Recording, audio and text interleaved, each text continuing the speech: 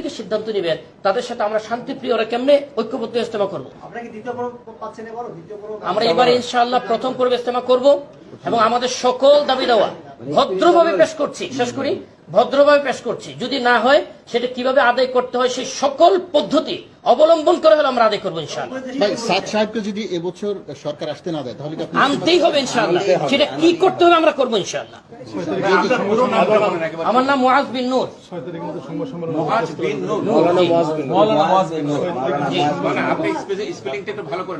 MUAZ space ABDULLAH space NUR, এটা হচ্ছে আমার মূল নেম। আমাদের কাকরাইলেও আমাদের বৈষম্য আছে না, উনি আমাদেরকে কোনো আশ্বাস কিছুই দেন নাই। ওনারা বলছেন যে আজকে 2টা তারিখ ফয়সালা হয়েছে, ওনারা নিজেরা বসে পরবর্তী তারিখ আমাদেরকে জানিয়ে দেবেন। হ্যাঁ জি, সিদ্ধান্ত হয়েছে না, আমরা তো বলেছি এখন প্রস্তাবনা সবকিছু তো ওনাদের হাতে। আমরা প্রথম পর্ব চাচ্ছি, আমরা একটা না, ইজতেমা 2 পর্বেই হবে। আমরা প্রথম পর্ব তারিখ হয়েছে, তারিখ হয়েছে না, বিষয়টা এটাই। আমরা বলি জি, কথা সেটাই, 2 পক্ষকে তো বসাইতে হবে। এখন যদি মনে করেন আমার বাসায় ডাকাত আসছে, আমি ডাকাতকে ধরলাম, এখন আপনি বললেন যে আপনারা মারামারি করেন কেন, এটা হয় না। এখানে দেখতে হবে অপরাধীকে আর কার সাথে অপরাধ করা হচ্ছে তাদেরকে ধরতে হবে। আমরা তো একসাথে বসতে চাচ্ছি, ওনারা আসলেন না, আমরা তাদেরকে সালাম দিয়ে সালামের উত্তর দেন না। আপনারা জানেন আমরা সমস্ত পত্র পত্রিকা এবং মিডিয়াতে গতকাল ঐক্যের আহ্বান জানিয়েছি, প্রেস রিলিজ করেছি, আমরা তাদেরকে চিঠি দিয়েছি, সারা বাংলাদেশে প্রচার করেছি, ওনাদের পক্ষ থেকে রেসপন্স পাচ্ছি না। এখন কি আমাদের দোষ? এটা কি মারামারি?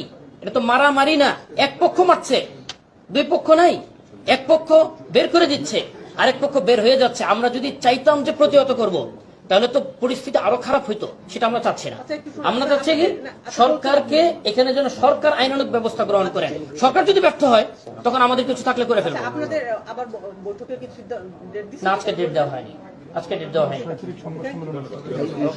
আমাদের স্পষ্ট কথা হচ্ছে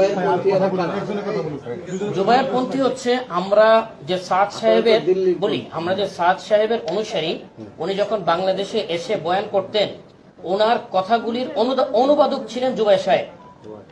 তো উনি অনুবাদক হিসেবে সারা পৃথিবীতে একটা স্থান পেয়েছেন, ওইখান থেকে উনি একটা আলাদা পার্ট করার জন্য চেষ্টা করেছেন। এই হচ্ছে বিষয়। তার সাথে তার কোনো সমন্বয় হয় না। একজন বলেন ঠিক আছে। আপনারা এবছর প্রথমবার জি জি, আমরা আমাদের দাবিগুলি বলে দিই। আমরা এই বছর ইনশাআল্লাহ প্রথমবার ইজতেমা করব, যে কোনো মূল্যে করবো ইনশাআল্লাহ প্রথম পর্বে। দ্বিতীয় হচ্ছে সাদ সাহেব দাওয়াত বারাকাতুহুমকে আমরা নিয়ে আসবো ইনশাআল্লাহ, ফোর্স করব, বাধ্য করব ইনশাআল্লাহ, কারণ আমরা বারবার বৈষম্যের শিকার হয়েছি। এইবার আর বৈষম্যের কোনো সুযোগ আমাদের নাই। আমাদেরকে মনে রাখতে হবে এই সরকার তাদের কাছে বিভিন্ন জন আবদার নিয়ে গেছে, আমরা এখনো পর্যন্ত কোন আবদার নিয়ে যাই না। এই জন্য কারণ প্রত্যেকে ফেসিস্টকে ফিরে আনার জন্য রাজপথে নামছে। এটা পরবর্তীতে প্রকাশ পেয়েছে যে বিভিন্ন অ্যাঙ্গেলে বিভিন্ন চেহারায় তারা আসছে ফেসিস্টকে ফিরে আনার জন্য। এই মুহূর্তে সারা বাংলাদেশ কাঁপাচ্ছে ইসকন, তারা সরকারের বিরুদ্ধে অবস্থান গ্রহণ করছে, বিভিন্ন জায়গায় মিছিল মিটিং করতেছে। আমরা এই মুহূর্তে এই জন্য নামবই না বা নামছি না যে এটা যেন তাদের সাথে সমন্বয় হয়ে একটা শক্তি হয়ে ফেসিস্টকে ফিরে আনার রাস্তা না বনে।